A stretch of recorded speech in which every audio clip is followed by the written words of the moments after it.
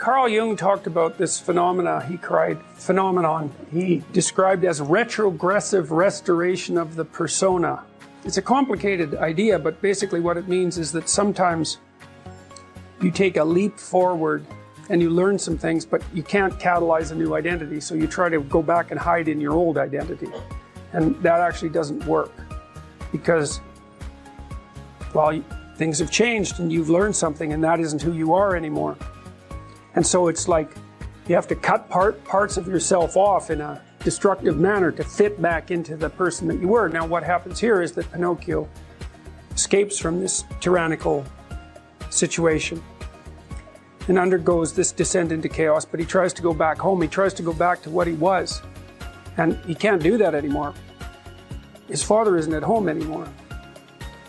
And so when he goes home, he finds that there's no home there. Now, this happens to people sometimes, and it's often a shock to them. So they'll often stay under the thumb of their father. And you think, well, why would someone do that? Because it means they're subject to the tyrannical judgment of their father. They're always concerned about what their father would think or whether their father approves of them, and so forth. And you think, well, that's got to be an unpleasant place to be. Why would you do that? Freud said, for example, that no one could be a man unless his father had died. And Jung said, yes, but that death can take place symbolically. Okay, so there's that part of the idea. And then another part of the idea is, one of the times in your life when you actually realize that you're an individual is when you'll go and ask your parents something and you'll realize they actually don't know any more about what you should do than you do. And that sucks.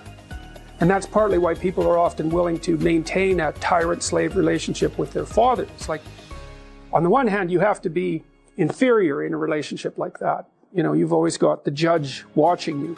But on the other hand, there's always someone who knows what to do. There's always someone standing between you and the unknown that you can go ask, what should I do? Well, at some point, you'll realize that the reason you can't ask that anymore is because they actually don't know any more than you do. And then that's a pain, like that is a symbolic death. And that's also when you establish a more individual relationship with your parents. It's at that point that you could conceivably start taking care of them instead of the reverse. And that's a time that should come. But you have to let that image of perfection go. And that exposes you. Well, that's what happens here. You know, Pinocchio goes home and he wants things to be the way they were, and he wants to stay under the careful care of the benevolent father, but that's no longer possible. He's past that point, and that's why the father has disappeared. And so Geppetto has gone off to look for Pinocchio because he also needs his son, but in any case, the house is abandoned. And so then we see inside the house that everything's covered with cobwebs and everything's gone, and Pinocchio and the cricket sit on the steps and they're very concerned. First of all, they wonder where he went, so they're actually concerned that he's gone, but they also don't know what to do because there's just no going home. And so, you know, that's also the case that once you hit a certain point in your development, well, it's the same thing we already talked about. The answers that you're looking for are not going to be found in your parents' house. It's as simple as that. Now, you could artificially maintain your dependency, but, you know, if you do that for too long, things get pretty ugly.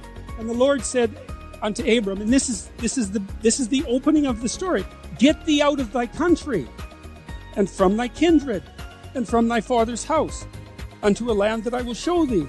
And this is one of those phrases where every clause is significant. Go somewhere you don't understand.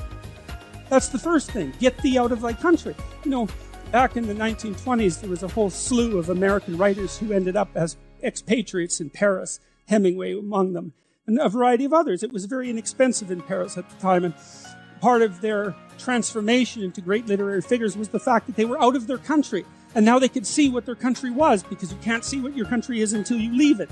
So you have to go into the unknown, and that's God's first command. Go into the unknown, because you already know what you know. And that's not enough unless you think you're enough. And if you're not enough and you don't think you're enough, then you have to go where you haven't been. And so that's the first commandment to Abraham. It's like, okay, that's a good one. That makes perfect sense. Go to where you don't know. Yes. And from thy kindred. Well, what does that mean? It means grow up, right? That's what it means. It means get away from your family enough so that you can establish your independence. And that isn't because there's something wrong with your family, although perhaps there is, as there is perhaps wrong with you. But it means get away. I talk to people very frequently whose families have provided them with too much protection, and they know it themselves, and that means they're deprived of necessity. One of the things that you see in the United States, for example, is that the children of first-generation immigrants often do better than their children. And the reason for that is that the children of first-generation immigrants have necessity driving them. And you don't know how much you need necessity to drive you because maybe you're not very disciplined. And if a catastrophe doesn't immediately befall you if you don't act forthrightly today, then maybe you never act forthrightly, right? Because the gap between your foolishness and the punishment is lengthened by your unearned wealth. And so you never grow up and learn, and you have to get yourself away from your dependency in order to allow necessity to drive you forward. And that's to become independent and to become mature.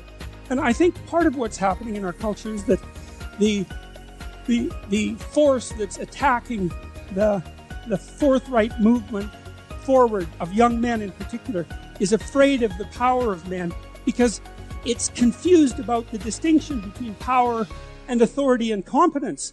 Like a man who has authority and competence has power as a byproduct, but the authority and competence is everything. And people who can't understand that fail to make the distinction between power and authority and competence, and they're afraid of power, and so they destroy authority and competence.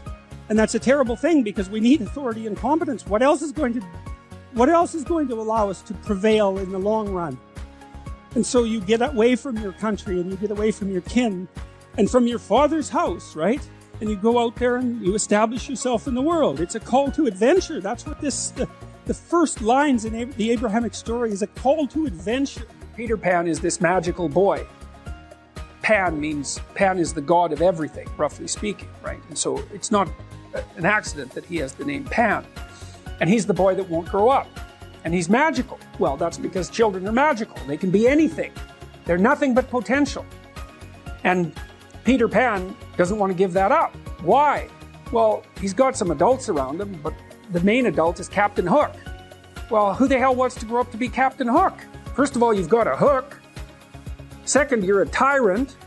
And third, you're chased by the dragon of chaos with the clock in its stomach, right? The crocodile. It's already got a piece of you. Well, that's what happens when you get older. Time has already got a piece of you. And eventually, it's got a taste for you. And eventually, it's going to eat you. And so Hook is so traumatized by that he can't help but be a tyrant. And then Peter Pan looks at traumatized Hook and says, well, no, I'm not sacrificing my childhood for that. So that's fine, except he ends up king of the Lost Boys. In Neverland, well, Neverland doesn't exist, and who the hell wants to be king of the Lost Boys? And he also sacrifices the possibility that he'll have a real relationship with a woman, because that's Wendy, right? And she's kind of conservative, middle-class, London-dwelling girl. She wants to grow up and have kids and have a life. She accepts her mortality. She accepts her maturity. Peter Pan has to content himself with Tinkerbell. She doesn't even exist. She's like the fairy of porn.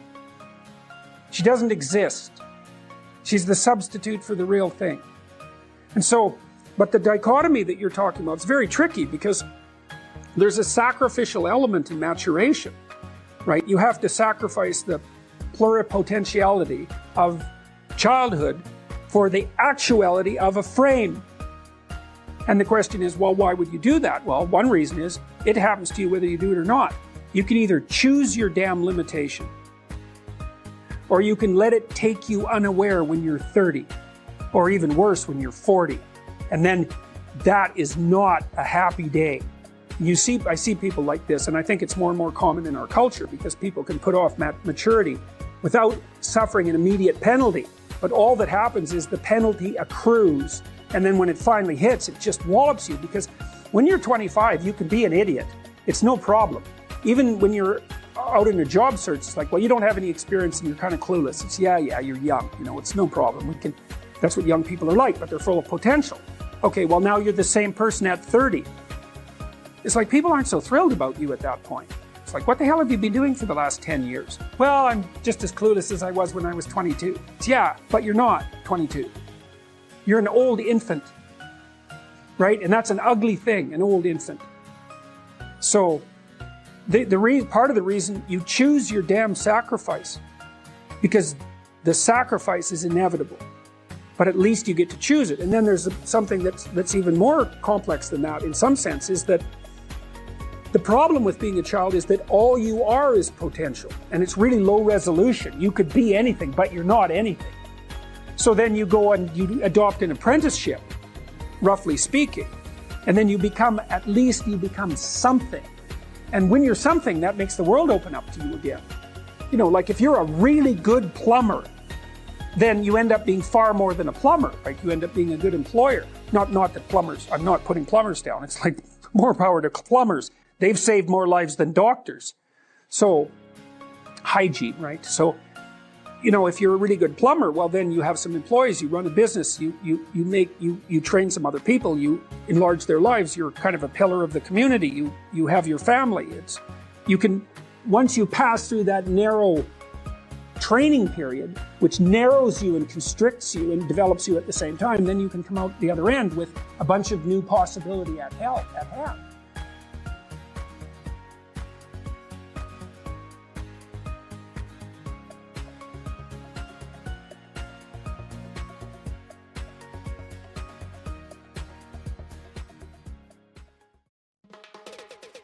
There's this idea that people have a conscience.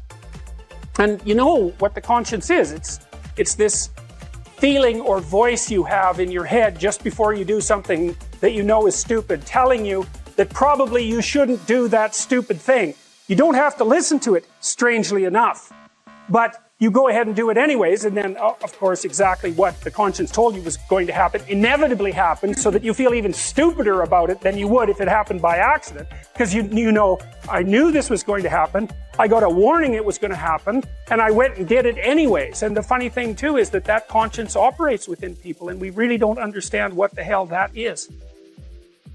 So you might say, well, what would happen if you abided by your conscience for 5 years or for 10 years? What sort of position might you be in? What sort of family might you have? What sort of relationship might you be able to forge?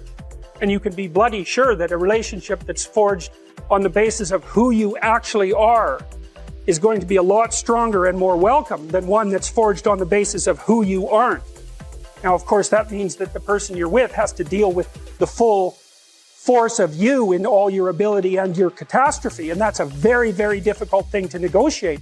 But if you do negotiate it, well, at least you have something, you have somewhere solid to stand, and you have somewhere to live, you have a real life, and it's a great basis upon which to bring children into the world, for example, because you can have an actual relationship with them instead of torturing them half to death, which is what happens in a tremendously large minority of cases.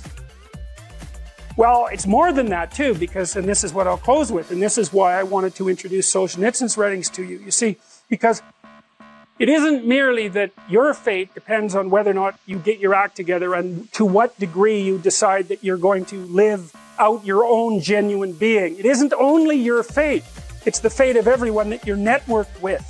And so, you think, well, there's 9 billion, 7 billion people in the world. We're going to peak at about 9 billion, by the way, and then it'll decline rapidly. But 7 billion people in the world, and who are you? You're just one little dust mote among that 7 billion. And so it really doesn't matter what you do or don't do, but that's simply not the case. It's the wrong model, because you're at the center of a network. You're a node in a network.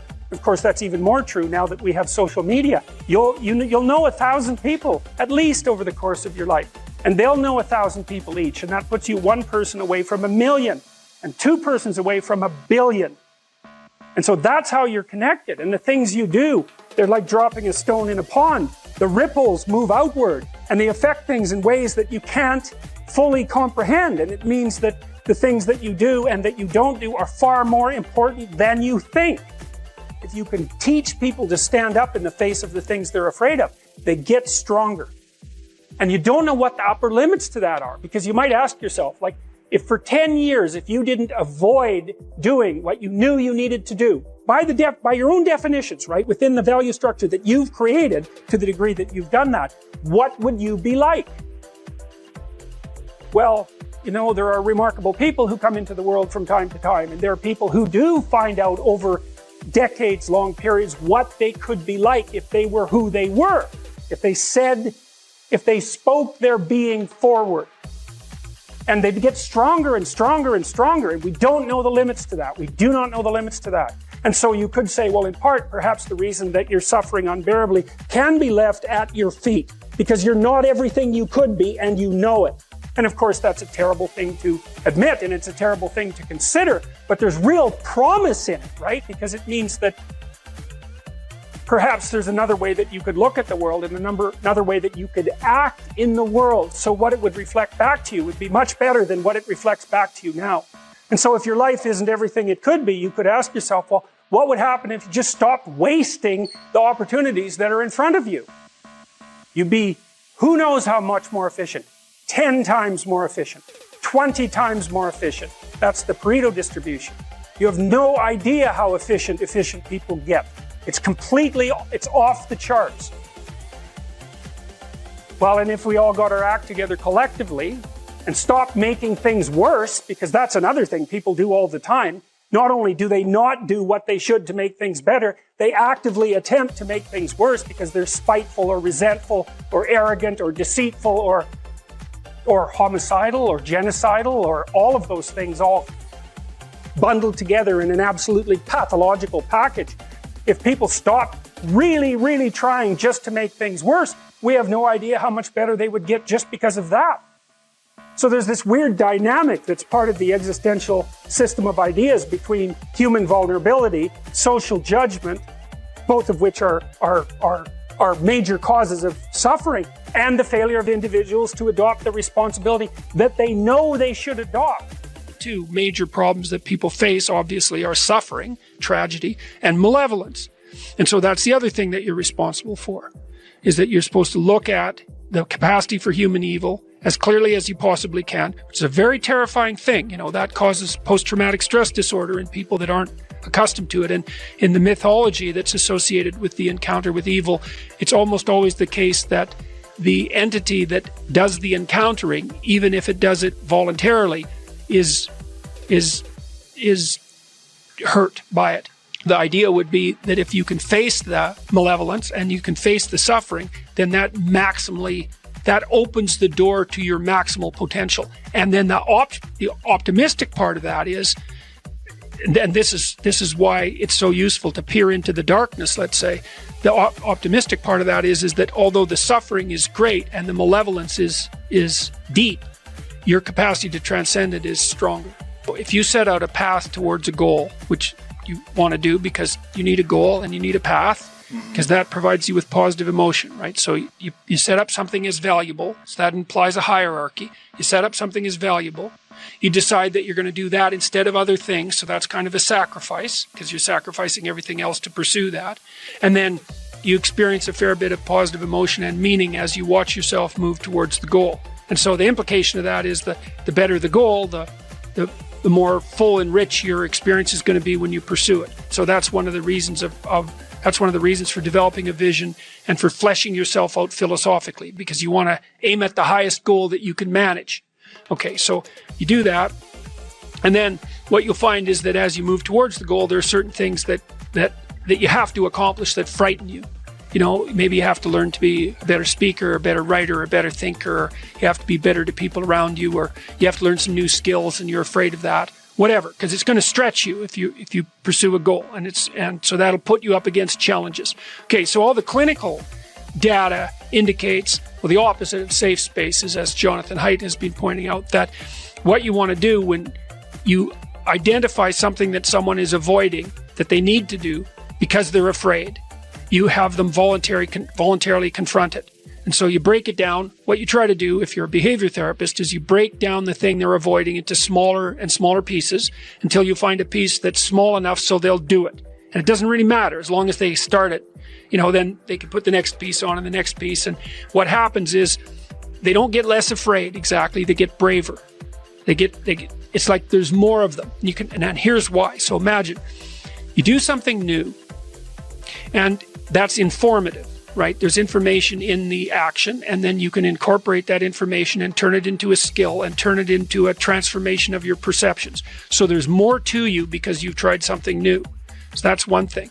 But the second thing is, and there's good biological evidence for this now, that if you put yourself in a new situation, then new genes code for new proteins and build new neural structures and new nervous system structures. Same thing happens to some degree when you work out, right? Because your muscles are responding to the load, but your nervous system does that too. So you imagine that there's a lot of potential you locked in your genetic code. And then if you put yourself in a new situation, then the stress, that's the situational stress that's produced by that particular situation, unlocks those genes and then builds new parts of you. And so that's very cool, because who knows how much there is locked inside of you. Okay, so now here's the idea. So let's assume that scales as you take on heavier and heavier loads. That more and more of you get more and more informed because you're doing more and more difficult things, but more and more of you gets unlocked. And so then what that would imply is that if you got to the point where you could look at the darkest things, so that would be the abyss, right? That would be the deepest abyss. If you could look at the harshest things, like the most brutal parts of the suffering of the world and the malevolence of people and society, if you could look at that straight and directly, that would turn you on maximally. And so that's the idea of rescuing your father, because imagine that you're like the potential composite of all the ancestral wisdom that's locked inside of you biologically. But that's not going to come out at all unless you stress yourself, unless you challenge yourself. And the bigger the challenge you take on, the more that's going to turn on. And so that as you take on a broader and broader range of challenges and you push yourself harder, then more and more of what you could be turns on. And that's equivalent to transforming yourself into the ancestral father. Because you're like what would you call it? You're the consequence of all these living beings that have come before you. And that's all part of your biological potentiality. And then if you can push yourself, then all of that clicks on, and that turns you into who you could be.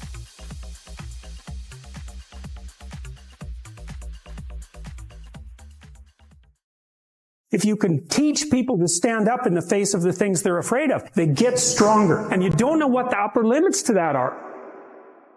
If you take people and you expose them voluntarily to things that they are avoiding and are afraid of, that they know they need to overcome in order to meet their goals, their self-defined goals. If you can teach people to stand up in the face of the things they're afraid of, they get stronger. And you don't know what the upper limits to that are, because you might ask yourself, like, if for 10 years, if you didn't avoid doing what you knew you needed to do, by your own definitions, right, within the value structure that you've created to the degree that you've done that, what would you be like? Well, there are remarkable people who come into the world from time to time, and there are people who do find out over decades-long periods what they could be like if they were who they were, if they spoke their being forward. And they'd get stronger and stronger and stronger, and we don't know the limits to that. We do not know the limits to that. And so you could say, well, in part, perhaps the reason that you're suffering unbearably can be left at your feet, because you're not everything you could be, and you know it. And of course, that's a terrible thing to admit, and it's a terrible thing to consider, but there's real promise in it, right? Because it means that perhaps there's another way that you could look at the world and another way that you could act in the world. So what it would reflect back to you would be much better than what it reflects back to you now. My experience is with people that we're probably running at about 51% of our capacity. You can think about this yourselves. I often ask undergraduates how many hours a day you waste or how many hours a week you waste. And the classic answer is something like 4 to 6 hours a day. Inefficient studying, watching things on YouTube that not only do you not want to watch, that you don't even care about, that make you feel horrible about watching after you're done. That's probably 4 hours right there. You think, well, that's 25 hours a week. It's 100 hours a month. That's 2.5 full work weeks. It's half a year of work weeks per year. And if your time is worth $20 an hour, which is a radical underestimate. It's probably more like 50 if you think about it in terms of deferred wages. If you're wasting 20 hours a week, you're wasting $50,000 a year. And you are doing that right now. And it's because you're young, wasting $50,000 a year is a way bigger catastrophe than it would be for me to waste it, because I'm not going to last nearly as long. And so if your life isn't everything it could be, you could ask yourself, well, what would happen if you just stopped wasting the opportunities that are in front of you? You'd be, who knows how much more efficient? 10 times more efficient. 20 times more efficient. That's the Pareto distribution. You have no idea how efficient people get. It's off the charts. Well, and if we all got our act together collectively and stopped making things worse, because that's another thing people do all the time, not only do they not do what they should to make things better, they actively attempt to make things worse because they're spiteful or resentful or arrogant or deceitful or homicidal or genocidal or all of those things all bundled together in an absolutely pathological package. If people stopped really, really trying just to make things worse, we have no idea how much better they would get just because of that. So there's this weird dynamic that's part of the existential system of ideas between human vulnerability, social judgment, both of which are major causes of suffering, and the failure of individuals to adopt the responsibility that they know they should adopt. And that's the thing that's interesting too, is that, and like another thing I've often asked my undergraduate classes is, there's this idea that people have a conscience. And you know what the conscience is. It's this feeling or voice you have in your head just before you do something that you know is stupid, telling you that probably you shouldn't do that stupid thing. You don't have to listen to it, strangely enough. But you go ahead and do it anyways, and then, of course, exactly what the conscience told you was going to happen inevitably happens, so that you feel even stupider about it than you would if it happened by accident. Because you know, I knew this was going to happen, I got a warning it was going to happen, and I went and did it anyways. And the funny thing, too, is that conscience operates within people, and we really don't understand what the hell that is. So you might say, well, what would happen if you abided by your conscience for 5 years or for 10 years? What sort of position might you be in? What sort of family might you have? What sort of relationship might you be able to forge? And you can be bloody sure that a relationship that's forged on the basis of who you actually are is going to be a lot stronger and more welcome than one that's forged on the basis of who you aren't. Now, of course, that means that the person you're with has to deal with the full force of you in all your ability and your catastrophe, and that's a very, very difficult thing to negotiate. But if you do negotiate it, well, at least you have something, you have somewhere solid to stand, and you have somewhere to live. You have a real life, and it's a great basis upon which to bring children into the world, for example, because you can have an actual relationship with them instead of torturing them half to death, which is what happens in a tremendously large minority of cases. Well, it's more than that, too, because, and this is what I'll close with, and this is why I wanted to introduce Solzhenitsyn's writings to you. You see, because it isn't merely that your fate depends on whether or not you get your act together and to what degree you decide that you're going to live out your own genuine being. It isn't only your fate. It's the fate of everyone that you're networked with.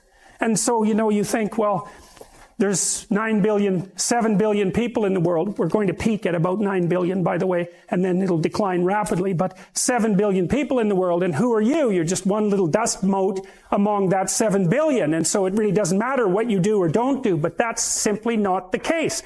It's the wrong model, because you're at the center of a network. You're a node in a network. Of course, that's even more true now that we have social media. You'll know 1,000 people, at least over the course of your life. And they'll know 1,000 people each. And that puts you one person away from 1 million, and 2 persons away from 1 billion. And so that's how you're connected. And the things you do, they're like dropping a stone in a pond. The ripples move outward, and they affect things in ways that you can't fully comprehend. And it means that the things that you do and that you don't do are far more important than you think.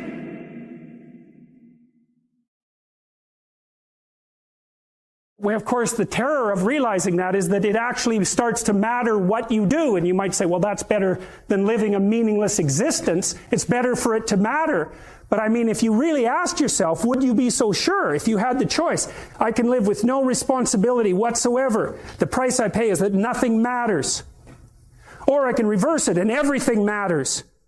But I have to take the responsibility that's associated with that. It's not so obvious to me that people would take the meaningful path. You know, when you say, well, nihilists suffer dreadfully because there's no meaning in their life and they still suffer. Yeah, but the advantage is they have no responsibility. So that's the payoff, and I actually think that's the motivation. Say, well, I can't help being nihilistic. All my belief systems have collapsed. It's like, yeah, maybe. Maybe you've just allowed them to collapse because it's a hell of a lot easier than acting them out. And the price you pay is some meaningless suffering. But you can always whine about that, and people will feel sorry for you. And you have the option of taking the pathway of the martyr. So that's a pretty good deal, all things considered. Especially when the alternative is to bear your burden properly and to live forthrightly in the world. Well, what Solzhenitsyn figured out, and so many people in the 20th century, it's not just him, even though he's the best example, is that if you live a pathological life, you pathologize your society. And if enough people do that, then it's hell. When you're getting ready in the morning, when you're working, or when you're simply looking to open your mind, download Mindset and listen to your favorite inspirational speeches of all time. Your brain is the most powerful weapon in the world.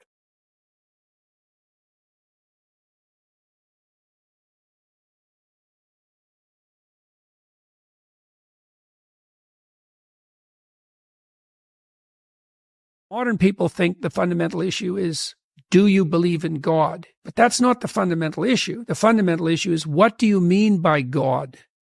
And so let me give you an example of this that will make it clearer. So there's a medieval idea that God is the summum bonum, which means the sum of all that's good, or the essence of all that's good. Okay, you might say, well, I don't believe in that. Now remember, this is a definition of God, right? God is the sum of all that's good. Okay, all right, so you don't believe in that. All right, let's take that apart. Do you believe that some things are better than other things? Well, people will say yes. Okay, so then you believe that there is a scale of good. Okay, is there something that all things that are good share in common? And the answer to that has to be yes, because otherwise you don't have a conception of good, right? The word good implies that across good things, there's some essence. Okay, well, the definition, one medieval definition of God is the essence of good. Well, okay, let's say you don't believe in that. Okay, does that mean you don't believe in anything that's good? Okay, then how do you act then? Because to act means to do something that's better than what you're doing now, right? There's no action without movement towards the good. And well, you might say, well, I don't believe that there's a unitary good. Okay, you believe there's a fractionated good. Well, then what do you do when those things oppose one another, right? Which would be in a conflict of duty. What do you refer to help you adjudicate between different goods? Well, generally what you do is, if you could pursue A, which is good, or B, which is good, and they conflict, then you pick the higher good. Okay, do you believe in a higher good? Well, if you don't, you can't decide between goods, which means you're paralyzed. If you do believe in the higher good, then do you believe in the highest good? Well, the highest good is God. What do you mean by that? By definition. Okay, so now you have a definition. Now, then the next question might be, well, what's your relationship with the highest good? And you might say, well, I don't have a relationship. It's like, well, actually you do, because you act in relationship to it. You can't help it. One of the interesting things about the biblical corpus is that it's based on the insistence that you have a relationship with being and becoming, a relationship, like a personal relationship. The biblical narrative of paradise and the fall provides a profound account of the nature of being and points the way to a mode of conceptualization and action well matched to that nature. In the Garden of Eden, prior to the dawn of self-consciousness, so goes the story. Human beings were sinless. Our primordial parents, Adam and Eve, walked with God. Then, tempted by the snake, the first couple ate from the tree of the knowledge of good and evil, discovered death and vulnerability, and turned away from God. Mankind was exiled from paradise and began its effortful mortal existence. The idea of sacrifice enters soon afterward, beginning with the account of Cain and Abel, and developing through the Abrahamic adventures and the Exodus. After much contemplation, struggling humanity learns that God's favor could be gained and his wrath averted through proper sacrifice. And also, that bloody murder might be motivated among those unwilling or unable to succeed in this manner. When engaging in sacrifice, our forefathers began to act out what would be considered a proposition, if it were stated in words, that something better might be attained in the future by giving up something of value in the present. The necessity for work is one of the curses placed by God upon Adam and his descendants in consequence of original sin. Adam's waking to the fundamental constraints of his being, his vulnerability, his eventual death, is equivalent to his discovery of the future. The future. That's where you go to die. Hopefully not too soon. Your demise might be staved off through work, through the sacrifice of the now to gain benefit later. It is for this reason, among others, no doubt, that the concept of sacrifice is introduced in the biblical chapter immediately following the drama of the fall. There is little difference between sacrifice and work. They are also both uniquely human. Sometimes animals act as if they are working, but they are really only following the dictates of their nature. Beavers build dams. They do so because they are beavers, and beavers build dams. They don't think, yeah, but I'd rather be on a beach in Mexico with my girlfriend while they're doing it. Prosaically, such sacrifice, work, is delay of gratification, but that's a very mundane phrase to describe something of such profound significance.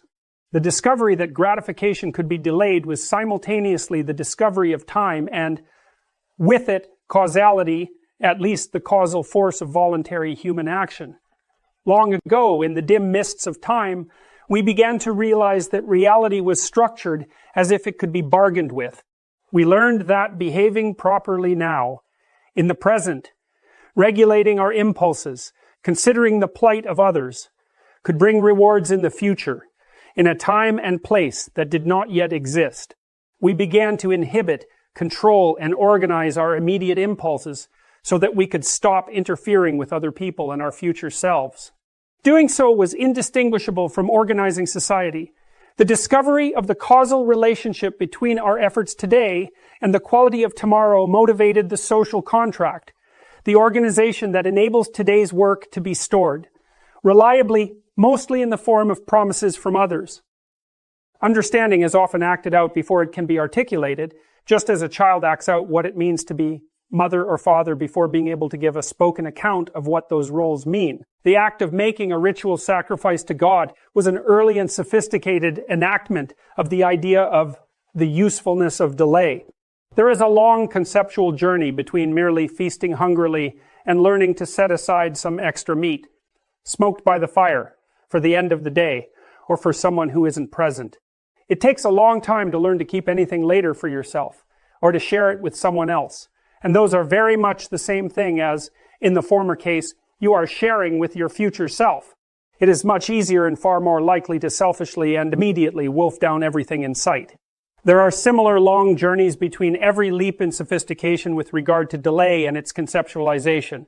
Short-term sharing, storing away for the future, representation of that storage in the form of records, and later in the form of currency, and ultimately the saving of money in a bank or other social institution.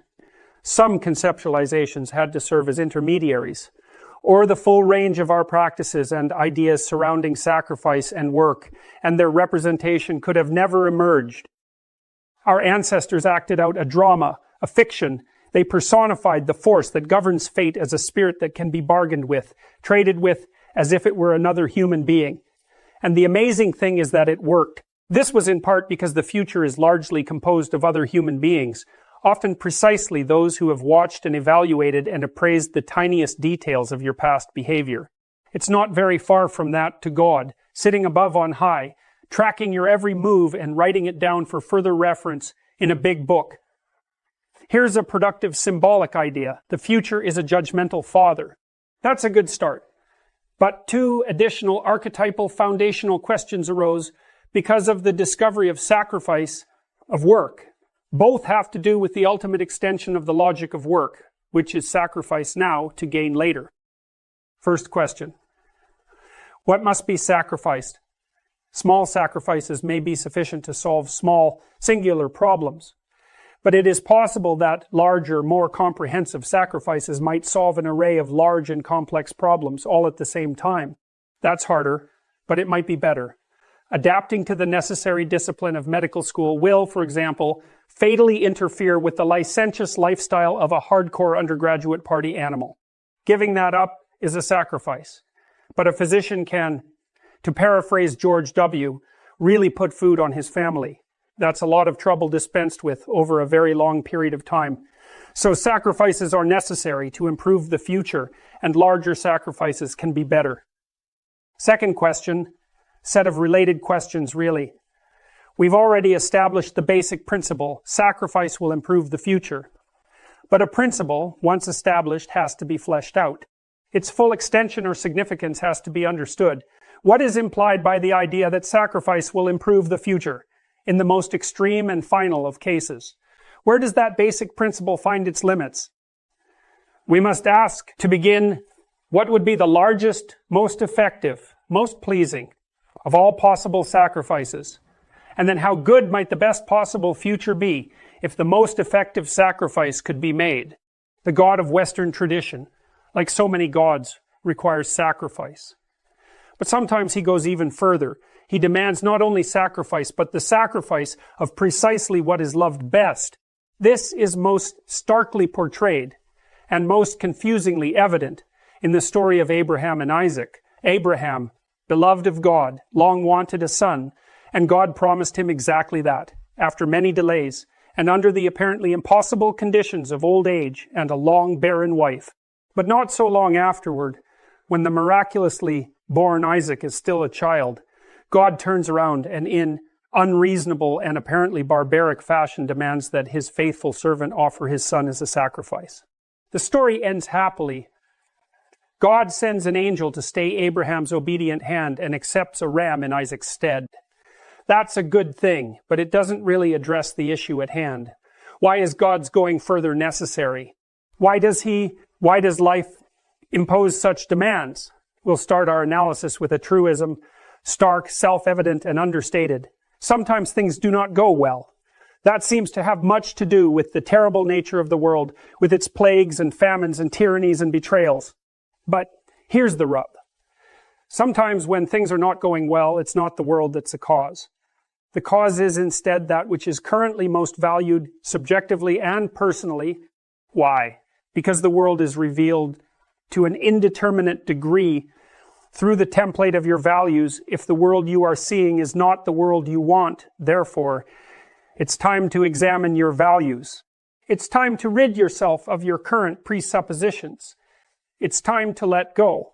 It might even be time to sacrifice what you love best so that you can become who you might become instead of staying who you are. The more radical the necessary change, the more pain that accompanies it. Like the more opportunity as well. And a lot of what we learn painfully. And so it's not surprising that people shrink away from learning. We learn in pain and anxiety very frequently. Everyone knows that. Like the things that you really learned in life, it's like, it was no joy, man. Like it took you out. And so the fact that people flee from that is hardly surprising. But it doesn't help. That's the thing. It just stores up the catastrophe for later. And so the better idea is to eat a little poison every day so that you don't have to overdose in a month. It's something like that.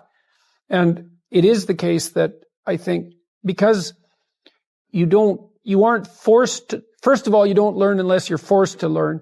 I know there's alternatives to that. There's the voluntary search for knowledge. And that's a fine thing. And that is an antidote to this. But apart from that, speaking more practically, you tend not to learn unless you're forced to learn. And what you tend to learn by force are difficult lessons. And so people are very prone to not seek that out. It's not surprising. But it's because they don't understand the consequences very well. It's because they're convinced that there's some way of forestalling the necessary learning. And there isn't any way of forestalling it. All you do is make it worse in the future. You make yourself smaller and you make the lesson harder. And so that's why in so many religious doctrines, there's emphasis on humility. And humility isn't to debase yourself. It's to understand that you don't know enough so that your life isn't going to be miserable. And so every chance you get to grab something new that will help you along your way, you should take it as fast as you can. But you have to have a very tragic, I would say, view of reality, and also a harsh one, because it's not just tragedy, it's also malevolence. You have to understand that those are waiting for you. And that makes you desperate enough to learn. And that might make you desperate enough to fall out of your ideology. But that's a hard way of looking at the world. It beats living through it, though. Aim up. Pay attention. Fix what you can fix. Don't be arrogant in your knowledge. Strive for humility, because totalitarian pride manifests itself in intolerance, oppression, torture, and death. Become aware of your own insufficiency, your cowardice, malevolence, resentment, and hatred. Consider the murderousness of your own spirit before you dare accuse others, and before you attempt to repair the fabric of the world. Maybe it's not the world that's at fault. Maybe it's you. You've failed to make the mark. You've missed the target. You've fallen short of the glory of God. You've sinned. And all of that is your contribution to the insufficiency and evil of the world. And above all, don't lie. Don't lie about anything ever. Lying leads to hell. It was the great and the small lies of the Nazi and communist states that produced the deaths of millions of people. Consider then that the alleviation of unnecessary pain and suffering is a good. Make that an axiom. To the best of my ability, I will act in a manner that leads to the alleviation of unnecessary pain and suffering. You have now placed at the pinnacle of your moral hierarchy a set of presuppositions and actions aimed at the betterment of being. Why? Because we know the alternative. The alternative was the 20th century. The alternative was so close to hell that the difference is not worth discussing. And the opposite of hell is heaven. To place the alleviation of unnecessary pain and suffering at the pinnacle of your hierarchy of value is to work to bring about the kingdom of God on earth. That's a state, and a state of mind at the same time. The world is too complicated for us to deal with, and that's one of the problems that we face on an ongoing basis. And then the question is, well, what do you do about that? And if you ignore it, it gets worse, so ignoring it doesn't work, and so we know what doesn't work, and so if ignoring it doesn't work, then attending to it might work. And that slots very nicely into the hero mythology that promotes the idea that if there's a dragon in the neighborhood, let's say, that hiding in the basement just makes it grow larger. It's time to go out and confront the damn thing. And the general stories well, you might get killed because it's a dragon, but it's only might as opposed to definitely will get killed if it happens to attack you at 3 a.m. at home when you're hungover and it's been a bad day and you don't have your sword and your shield at the ready, which is generally what happens to people who avoid things. So it's not something that should be recommended. How much time do you spend maintaining a house? Well, a lot. And why is that? Is because the house falls apart because you're stupid, and the house falls apart, well, because you do repairs wrong or you ignore things, right? The house falls apart because you're incompetent. But even if you're competent, the house falls apart, right? It's just entropy, and so things have a proclivity to fall apart on their own, so you just have to run like mad just to keep them doing what they're supposed to be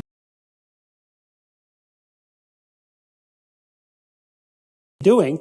And then, of course, that is complicated by your own willful blindness and inadequacy as a repair person and refusal to attend and all those other things. So, and that's a very classic idea. The idea that the earth is periodically flooded for 2 reasons. One is things fall apart. Just entropy. It's straight entropy. Things fall apart of their own accord. And that's one of the things that we have to contend with. And then the rate at which things fall apart is sped by the sins of men. That's the other idea. And you know that. Everyone knows that because you know, your car breaks down on the highway and you think, God, that's so inconvenient. And then you shake your fist at the sky, and then there's part of you in the back of your mind that goes, God, I knew that rattle that I wasn't paying attention to actually signified something.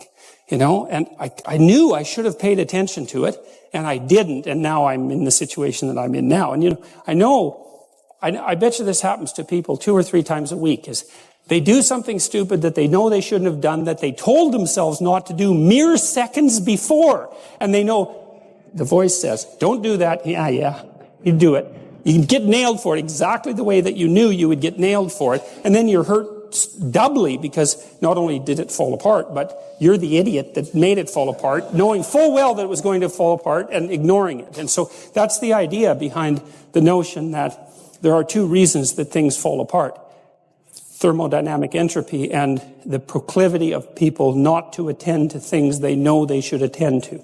And partly we do that because if a problem emerges, it always announces itself, unless it's a really, really tiny problem and you're approaching it voluntarily, it always announces itself with negative emotion. And no wonder, because it's a problem, right? And one of the logical responses is to sort of freeze in the face of the problem. But of course, if it's a problem that has to be addressed and solved, freezing it and turning away from it is not a good solution, because since things tend to fall apart on their own accord, if you just leave the thing alone that's problematic, it's just going to get worse, not better, which is one of the things that's very annoying about life. So, for example, if you get a warning message from the tax department, the probability that ignoring that will make it go away is 0, right? What will happen instead is that the more you ignore it, the larger it will grow. And if you ignore it long enough, then it will turn into something large enough to eat you. And that will be the end of you. It's unbelievable the degree to which our sanity depends on a functioning sociological structure. And here's why. Well, first of all, you kind of need to know what to do every day. You have to have a routine, because you're an animal, and, if you have a dog or a cat, dogs are a really good example of this. Dogs like routine. They like to be walked the number of times a day that they're supposed to be walked, and they get quite sick very rapidly if you don't routinize their days. Children are exactly the same way. Now, you can overdo it, right? But still, you need to know approximately when you should get up. It should be approximately the same every day. You need to know approximately when you're going to eat. You need to know what you're going to eat. You need to know who you're going to eat with. You need to know where to buy your food. It's like 80% of your life, 70% of your life, something like that, consists of those things that you do every single day, that you repeat. And those are often the things that people think about as the trivial elements of their life. But one of the things I would like to point out to you, if you do the mathematics, I did this with a client of mine who was having a hard time putting his child to bed. They were having a fight every night. And I knew by that time, the studies indicate that most parents only spend 20 minutes per day of one-on-one time with their child. Now, the reason for that is that people are busy, and it's actually not that easy to parse out 20 minutes of one-on-one time. It's a lot bloody more time than you think. But that's all there is, 20 minutes. And he's spending like 40 minutes a day fighting with this kid, trying to get the kid to go to bed. And that's not very entertaining. You think, well, it's just having a scrap with the kid about going to bed. But it's no.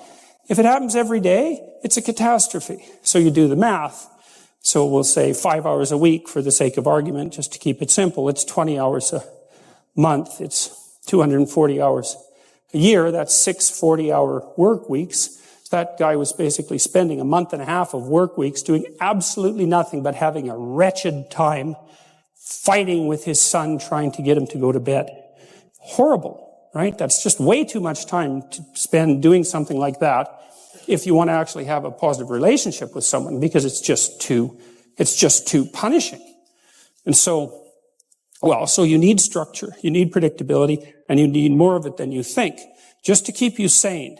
Now, if you're lucky, and maybe a bit odd, you can deviate 5% from the norm, or 10% from the norm, or something like that, carefully and cautiously, as long as the rest of you is all well ordered in a normative manner. You might be able to get away with that, and you might be able to sustain it across time, and people might be able to tolerate you if you do it, or maybe you'll get really lucky and you happen to be creative but reasonably well put together, and people will actually be happy that there's something idiosyncratic and unique about you.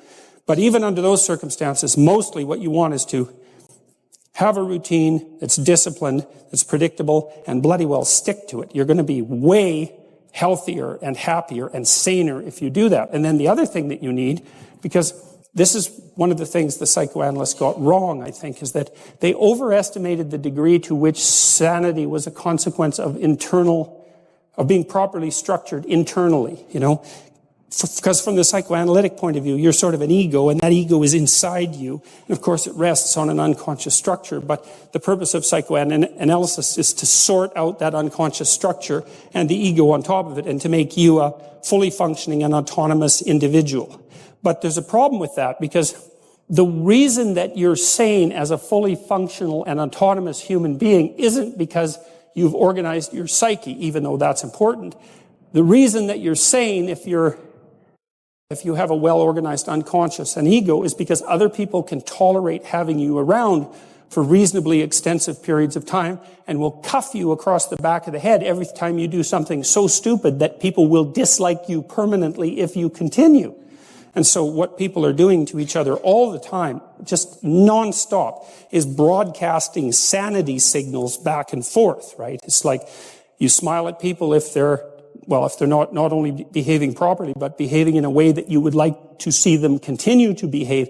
You frown at them if they're not. You ignore them if they're not. You shun them. You roll your eyes at them. You manifest a disgust face. You don't listen to them. You interrupt them. You won't cooperate with them. You won't compete with them. It's like you're blasting signals at other people about how to regulate their behavior so frequently, it just makes up all of your social interaction.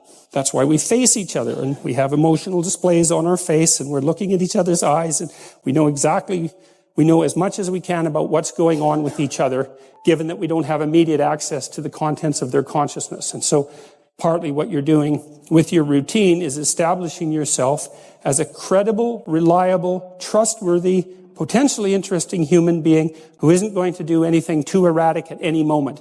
And everyone else is around there tapping you into shape, making sure that that's exactly what you are. And that's how you stay sane. And so what happens to people too, if they don't have a routine and they get isolated, is they start to drift. And they drift badly because the world is too complicated for you to keep it organized all by yourself. You just cannot do it. So we outsource the problem of sanity. And it's very intelligent that we outsource the problem of sanity, because sanity is an impossibly complex problem. And so the way that we manage the incredibly complex problem is we have a very large number of brains working simultaneously on the problem all the time. It's like a stock market for sanity. It's an oratorio in Montreal. I think it's the second largest one in the world. It's set on a hill, at the top of a hill. And there's a huge staircase leading up to it from the bottom of the hill. And people often who are crippled and who are on crutches and so forth, or in wheelchairs, go there and make their way painfully up the hill. Or maybe they do that on their knees.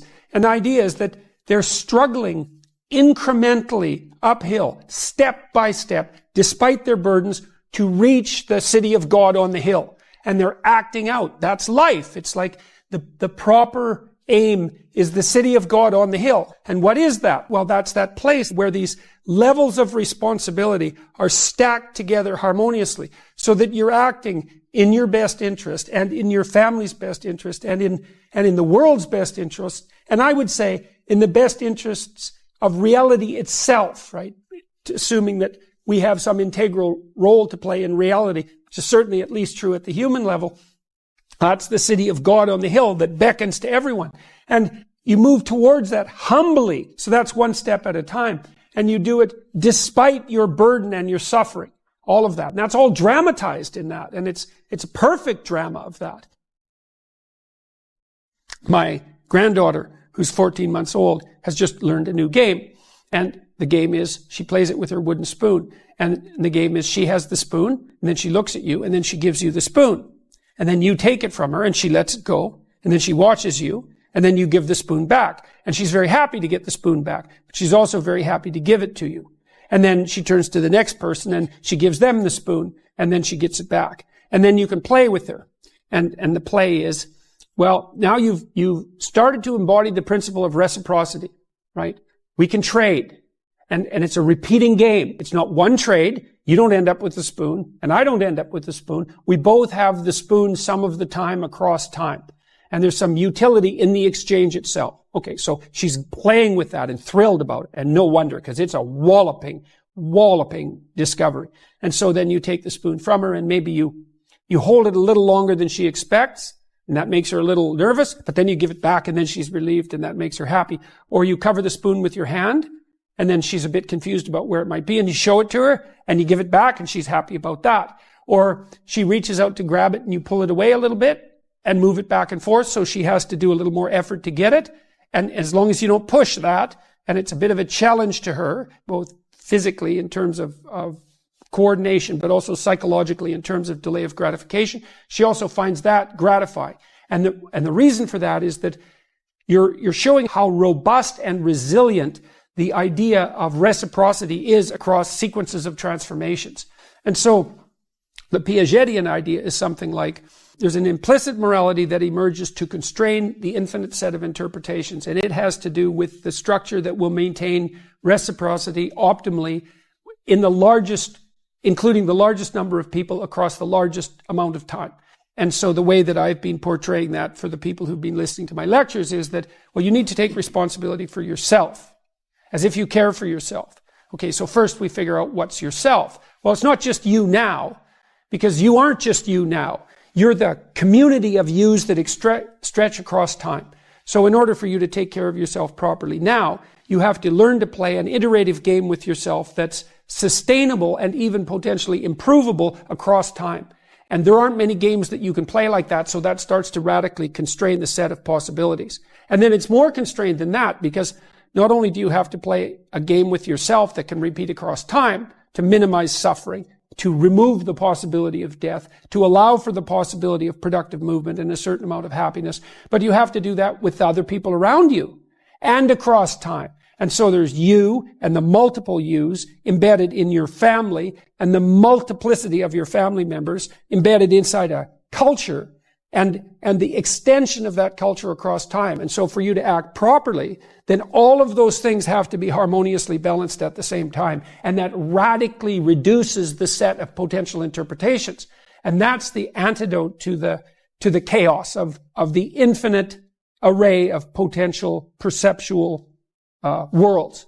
Well, and then there are questions that emerge out of that, like, well, what's the best way to play that game? But we certainly know that reciprocity, fair play, the spirit of fair play is immensely important to that, and that's what Piaget documented, and it's what we all know, and also that there's something about truth that's absolutely integral to that as well. One of the things I talk about in 12 Rules for Life, and in my lectures, this has become a meme, strangely enough, something that's widely distributed on the web, partly because there's a comical element to it. It's to clean up your room. And everyone laughs about that because I'm taking that seriously. It's like, well, clean up your room. Everyone's mother has told them that 1,000 times, right? But I try to explain why. It's like, well, you have a bit of chaotic potential right in front of you. It's, in some sense, infinite in its potential.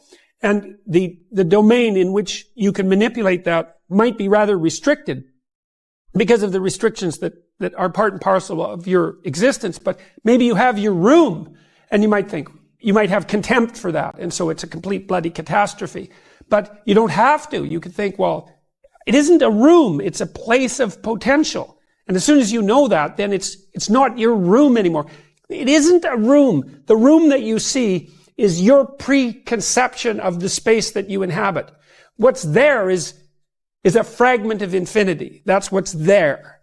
And what you see is the low-resolution consequence of your assumption and lazy habit and blindness. That's your initial room. And you think, well, no, that's not the room.